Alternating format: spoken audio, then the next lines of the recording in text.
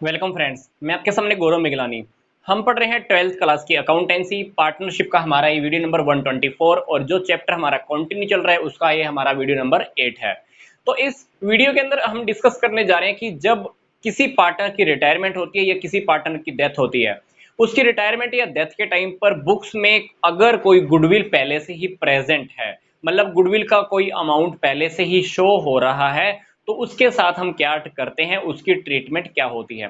Simple सी बात, ये वाला टॉपिक हम पीछे वाले चैप्टर एडमिशन के टाइम पर भी पढ़कर आए हैं कि जब कोई पार्टनर एडमिशन लेता है, एडमिशन के टाइम पर पहले से अगर कोई गुडविल रखी है तो पहले वाले जो भी पार्टनर है वो उनके बीच में ओल्ड रेशो में डिवाइड हो जाती है। सेम इस चैप्टर के अंदर स्टोरी हमको देखनी है कि जब किसी पार्टनर की रिटायरमेंट होती है तो रिटायरमेंट होने से पहले ही आप क्या कीजिए, जो बुक्स के अंदर आपकी गुडविल है आप सभी पार्टनर्स के अंदर ओल्ड रेशो में डिवाइड कर दीजिए। तो ये क्या टॉपिक है, जर्नल एंट्री क्या करनी है, हम इस दो क्वेश्चन के थ्रू देख लेते हैं। तो मैं आपको फिर से एक बात रिपीट कर रहा हूं, अकाउंटिंग स्टैंडर्ड 26 के अकॉर्डिंग अगर कोई फर्म गुडविल को परचेज करती है, मतलब मैंने किसी का बिजनेस परचेज किया तो डेफिनेटली मैंने उसको मान लो गुडविल का भी अमाउंट दिया, उस गुडविल को आप अपनी बुक्स में प्रेजेंट कर सकते हो, दिखा सकते हो। पर गुडविल की अगर आपने कैलकुलेशन की है, आपका आपस में ही पार्टनर्स का एग्रीमेंट हुआ और आपने ये देखा कि अच्छा मेरे फर्म का इतना गुडविल है, तो उस गुडविल को आप बुक्स में शो नहीं कर सकते, क्योंकि अकाउंटिंग स्टैंडर्ड 26 के अकॉर्डिंग, ये अकाउंटिंग स्टैंडर्ड 26 की बात मैंने पीछे वाली वीडियो में भी आपको की है। तो कभी कभी क्या होता है कि मान लो रिटायरमेंट के टाइम पर पहले से ही बुक्स में पार्टनर्स ने अगर गुडविल दिखाई हुई है, तो वो गुडविल का अमाउंट रिटायरमेंट के टाइम पर सभी पार्टनर्स में ओल्ड रेशो में डिवाइड हो जाता है। तो अपने को एक क्वेश्चन है, दो इन क्वेश्चंस के थ्रू ये वाली बात देखनी है। तो क्वेश्चन क्या है, ए बी सी तीन पार्टनर है, ए फर्म से रिटायर हो रहा है, गुडविल पहले से बुक्स में रखी हुई है 2 लाख। रिटायरमेंट के टाइम पर, ए की रिटायरमेंट के टाइम पर तीनों पार्टनर ने एग्रीमेंट किया और देखा कि हमारी गुडविल जो इस टाइम फर्म के अंदर जो हमको कैलकुलेट करने को मिल रही है, जो फर्म की वैल्यू है गुडविल की, वो कितनी है, 4.5 लाख रुपए। अब ए की रिटायरमेंट के बाद बी और सी का मन है कि हमारा जो रेशो होना चाहिए फ्यूचर का वो 1:1 होना चाहिए, मतलब इन्होंने इक्वल रेशो करने का डिसाइड किया है।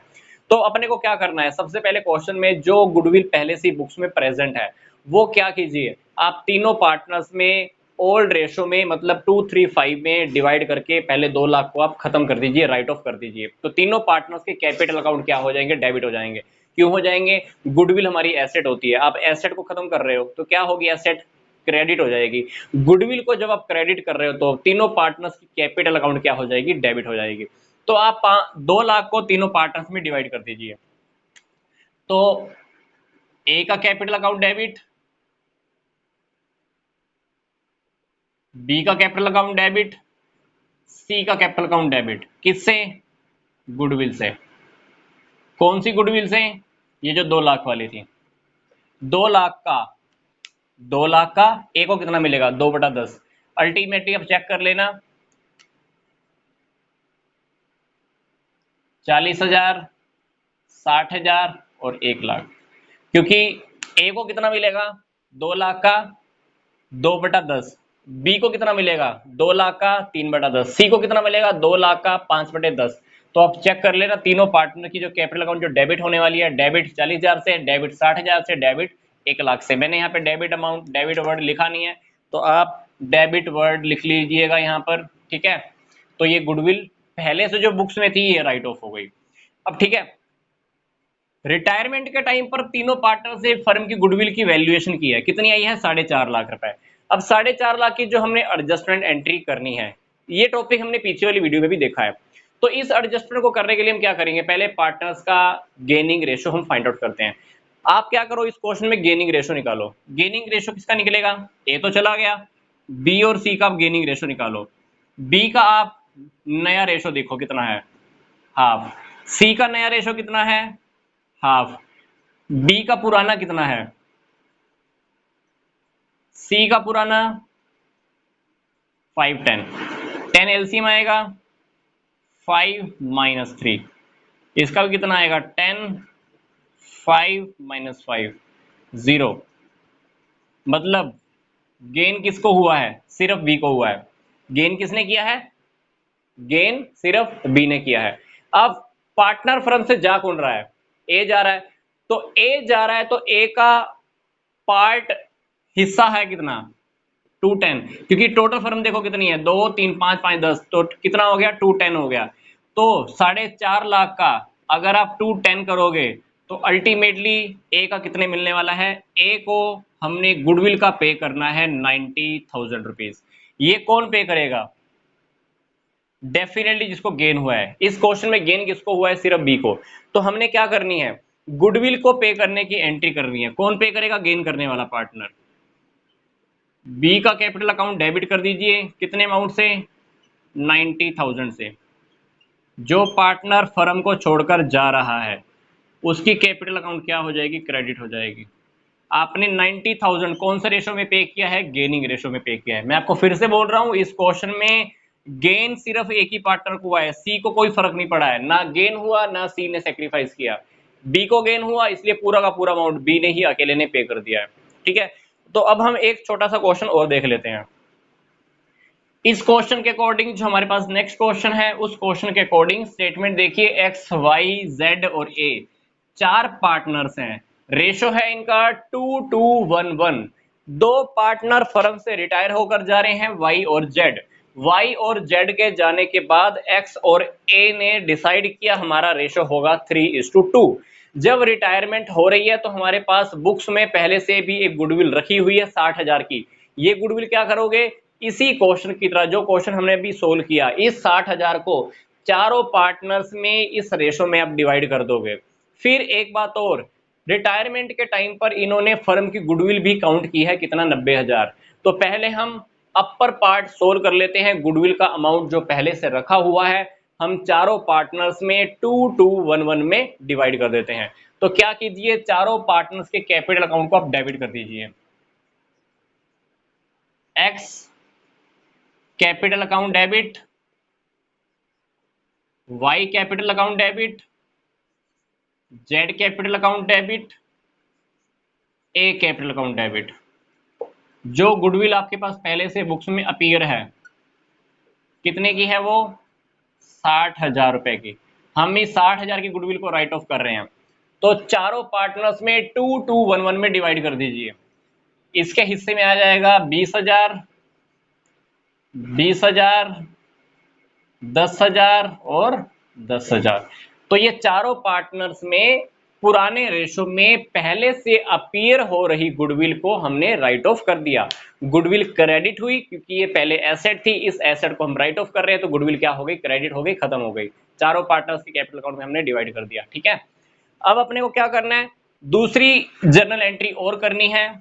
किसके बेस पर? जो हमने अभी गुडविल को वैल्यू किया है, कितना? 90,000। पहले आप इस क्वेश्चन में गेनिंग रेशो आप फाइंड आउट कर लो। गेनिंग रेशो फाइंड आउट करोगे, किस किस का फाइंड आउट करना पड़ेगा? जो पार्टनर रह गए हैं, एक्स और ए। एक्स गेनिंग रेशो का फॉर्मूला क्या होता है? New ratio minus old ratio. New ratio देखो, एक एक्स का क्या है? 3/5। ए का क्या है न्यू रेशो? सॉरी, ये रहा 2/5। एक्स का पुराना देखो कितना था? 2/6। ए का पुराना कितना है? 1/6। ठीक है, तो यहां पे आप एलसीएम ले लेना।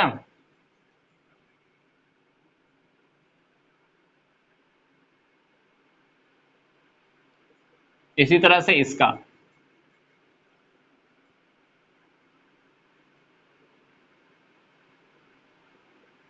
ये आ गया 830, ये आ गया 730।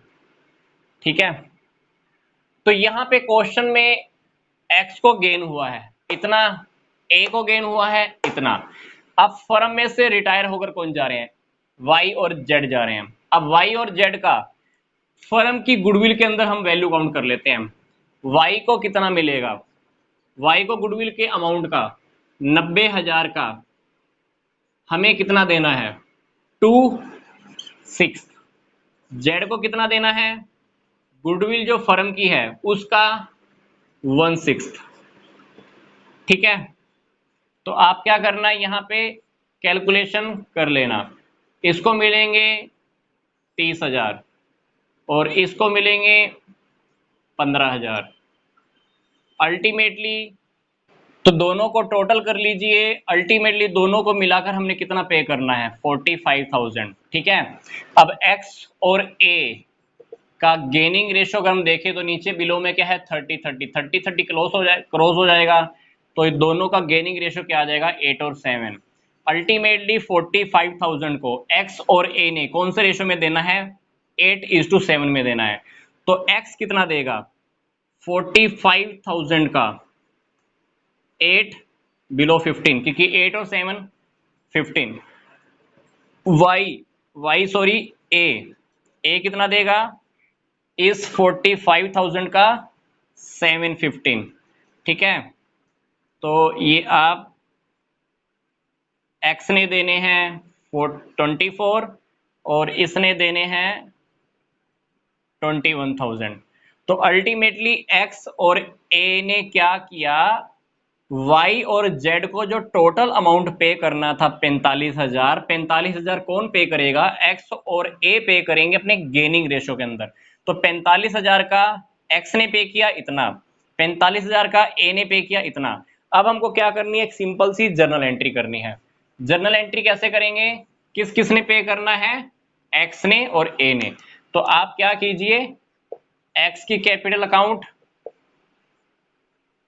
डेबिट, ए की कैपिटल अकाउंट भी डेबिट।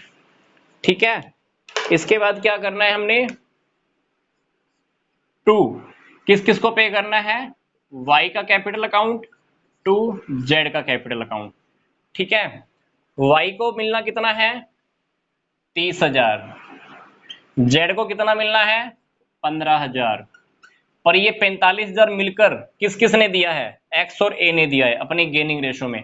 तो x के पास से चला जाएगा 24 और y a के पास से चला जाएगा 21,000। तो इस क्वेश्चन के अंदर हमको एक बात बहुत ध्यान से देखनी है, दो पार्टनर्स रिटायर होकर जा रहे हैं, तो दोनों पार्टनर्स का गुडविल का अमाउंट अलग अलग आने वाला है। गुडविल हमने फर्म में कितनी देखी थी, 90,000। तो एक y का पार्ट कितना बना, 30,000, z का पार्ट कितना बना, 15,000।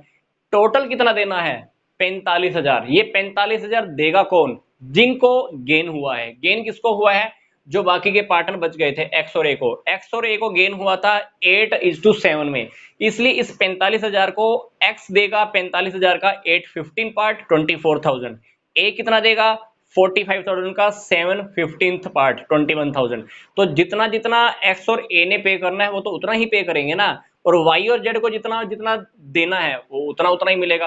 और कभी पता चला कि आपने 24,000 यहाँ पे 24,000, यहाँ 21,000 और यहाँ पे भी 21,000 भर दिया तो गलत हो जाएगा। क्वेश्चन में नोट करने वाली बात क्या थी, जिसको जितना मिलना है उतना मिलेगा, जिसने जितना देना है उसको उतने से हमने डेबिट करना है। तो डेबिट देखो तो 45,000, क्रेडिट देखो तो 45,000। तो इस टाइप से अपने को क्वेश्चन में डील करना है। तो मिलते हैं नेक्स्ट टॉपिक में, नेक्स्ट वीडियो के अंदर। तो यहां तक का वीडियो देखने के लिए आपका धन्यवाद।